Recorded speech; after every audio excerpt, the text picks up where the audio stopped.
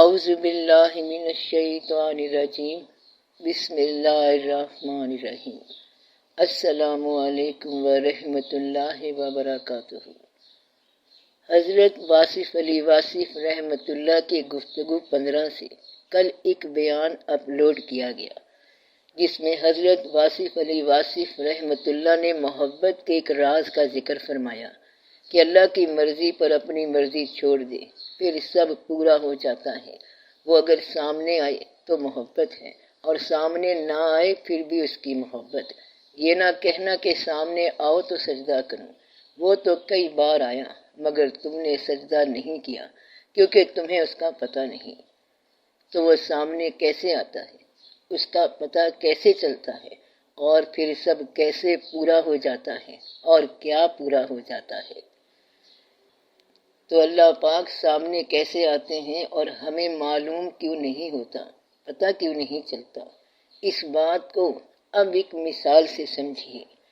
جیسے کہ آج جمعے کا دن ہے، جمعے کا خطبہ جاری ہے، نماز ادا کی جا رہی ہے، مسجدوں سے اذان سنائی دینے لگی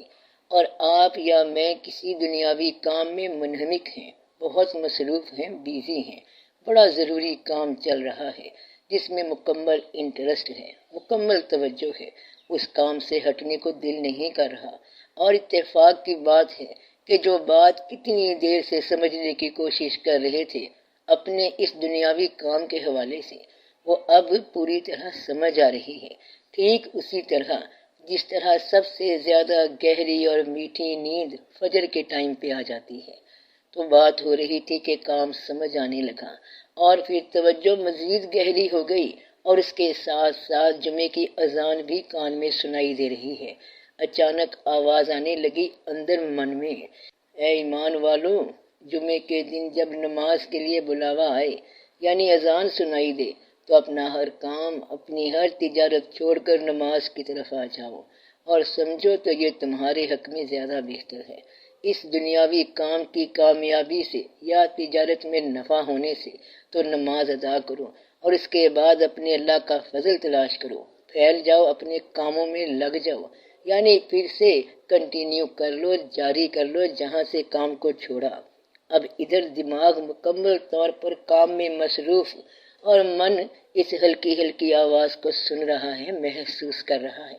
یہ کون ہے جو من میں بول رہا ہے، جو اچھائی کی طرف بلا رہا ہے؟ تو تجھے جو بھی بھلائی پہنچے وہ اللہ کی طرف سے ہے، اور جو تجھے برائی پہنچے وہ تیرے نفس کی طرف سے ہے۔ تو ہر بھلائی، ہر خیر، ہر نیکی کی دعوت اللہ کی طرف سے آتی ہے۔ اب اس مسلسل آواز کا اگر میں نے اثر لیا اور ضمیر نے اس دنیاوی کام سے اٹھا دیا کیونکہ من پہ بوجھ پڑنے لگا، بے چینی سی ہونے لگی، ایسا محسوس ہونے لگا کہ اپنے آپ سے چوری کر رہے ہیں، اپنے آپ کو نظر انداز کر رہے ہیں، اور اس کیفیت سے مجبور ہو گئے کام بند کرنے پہ اور اٹھ کر وضو کیا اور نماز کے لیے کھڑے ہو گئے، اپنے رب کے حکم کے آگے سجدہ ریز ہو گئے۔ تو تم نے اس بھلائی کو، من کی آواز کو قبول کر لیا، مان لیا، اور جس کی مانی جا کر اس کے آگے سجدہ کر دیا تو وہ تو سامنے آتا رہتا ہے، بس تم پہچان نہیں پاتے۔ اور اگر تم نے اس آواز کو نظر انداز کر دیا،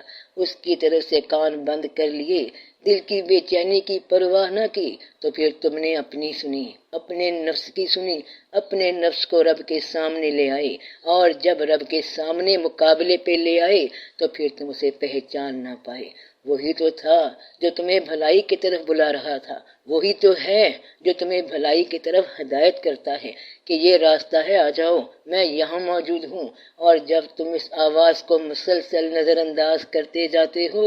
تو تمہارے دل پتھر ہو گئے، اور پتھروں پہ آواز اثر نہیں کرتی اور مدھم ہوتے ہوتے سنائی دینا بند ہو جاتی ہے، دل پہ کفر لگ جاتا ہے، پروردگار پھر سامنے نہیں آتا، اور تم اس آواز کو اپنا خیال، اپنا تخیل سمجھتے ہو کہ تم کو ہدایت کر رہے تھے۔ نہیں، وہ تم نہیں، کیونکہ تجھے جو بھی بھلائی پہنچے وہ اللہ کی طرف سے ہے، اور جو تجھے برائی پہنچے وہ تیرے نفس کی طرف سے ہے۔ تو زندگی کے ہر مقام پہ، ہر معاملے میں، چاہے سماجی ہے، چاہے دینی ہے، چاہے معاشی ہے، اللہ کریم انسان کو گائیڈ کرتا رہتا ہے کہ ارے یہ تم کیا سوچ رہے ہو، جھوٹ بولو گے، تم اسے دھوکہ دینا چاہتے ہو، تم اس کا مال لوٹنا چاہتے ہو، تم اسے نقصان دینا چاہتے ہو، اس سے باز آ جاؤ، یہ اچھی بات نہیں، یہ گناہ کی باتیں ہیں اور یہ اللہ کو پسند نہیں ہے۔ جب اس طرح کی کشمکش ہمارے من میں چل رہی ہوتی ہے کسی ایک اچھائی یا برائی کے راستے کو چننے کے دوران، تو ہم سمجھتے ہیں کہ دونوں ہماری ہی آوازیں ہیں، کیونکہ ہم ان میں فرق نہیں کر پاتے کہ برائی کا خیال، جھوٹ کا، بے ایمانی کا، دھوکے کا، فریب کا خیال، لالچ کا خیال ہمیں ہمارا نفس دے رہا ہے خیال کی زبان میں، اور اچھائی کا، نیکی کا، بھلائی کا، جھوٹ سے بچنے کا، دھوکہ دینے سے بچنے کا اور اللہ کے ناراض ہو جانے کا خیال ہم پہ اللہ کی جانب سے نازل ہوتا ہے۔ یہاں یہ اس مقام پہ انسان کو اختیار دیا گیا کہ ہم نے تو نیکی اور بدی اس کو سمجھا دی، اب اس کی مرضی کہ اللہ کا شکر گزار بندہ بن جائے، یعنی اس کو پہچان کر اس کی رہنمائی پہ اس کا شکریہ ادا کرتے ہوئے ہر برائی کا ارادہ چھوڑ دے، یا اس پروردگار کی ناشکری کر دے کہ اس نے خود ہدایت دی، خود سمجھایا، لیکن تو نے قدر نہ کی اس کی ہدایت کی۔ تو اے ایمان لانے والو، اللہ اور اس کے رسول کی پکار پر لبیک کہو، جبکہ رسول تمہیں اس چیز کی طرف بلائے جو تمہیں زندگی بخشنے والی ہے، اور جان رکھو کہ اللہ آدمی اور اس کے دل کے درمیان حائل ہے، اور اسی کی طرف تم سمیٹے جاؤ گے، کہ اسی کی طرف سمیٹے جا رہے ہو، یعنی تمہارا ہر خیال، ہر نیت اس تک پہنچ رہی ہے، تو اللہ اور اس کے رسول صلی اللہ علیہ وآلہ وسلم کی پکار پر لبیک کہو۔ اذان ہوئی تو اب اللہ نے بلایا، رسول اکرم نے عمل کے ساتھ فرمایا کہ وضو کا اہتمام کرو، نماز کو جاؤ اور سجدہ ریز ہو جاؤ، کہ اس میں تمہاری بقا ہوگی، دونوں جہان کی، دنیا بھی خیر کی اور آخرت بھی خیر کی۔ تو اللہ ہی ہے انسان اور انسان کے من کے درمیان ہر بھلائی کو عطا کرنے والا۔ نیکی کی آواز جب بھی سنائی دے تو سمجھ لینا اللہ سامنے آ گیا، سجدہ کر دینا یعنی اس کی بات کو مان لینا۔ کوئی بھی موقع ہے دنیا کا یا دین کا جس بات سے منع فرمایا اللہ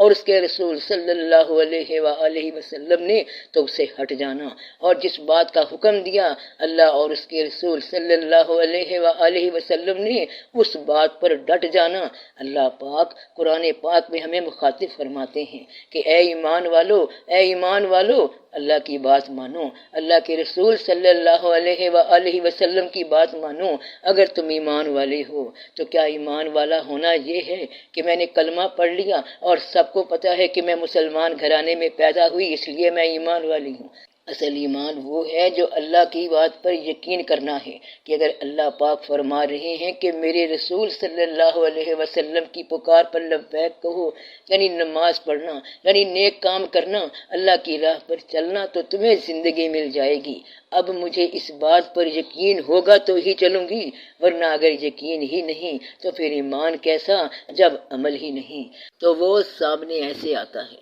اس کا پتہ ایسے چلتا ہے اور پھر سب پورا ہو جاتا ہے۔ وہ جو پہلے ادھورا تھا، یعنی تم خود جو ادھورے تھے وہ اب پورے ہو گئے، اپنے رب کی ملاقات سے، اس کی پہچان سے، جو کمی تھی، جو تشنگی تھی، جو تلاش تھی وہ پوری ہو گئی۔ تجھے ہی تو ڈھونڈنے آئے تھے اس جہان میں، تجھے ہی پہچاننے آئے تھے، تو مل گیا،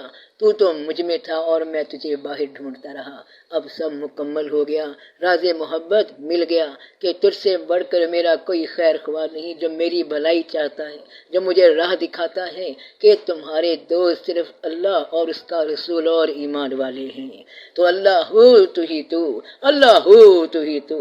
سب کا بھلا، سب کی خیر۔ جیتے رہو بہن بھائیوں، بیٹے بیٹیوں، فی امان اللہ۔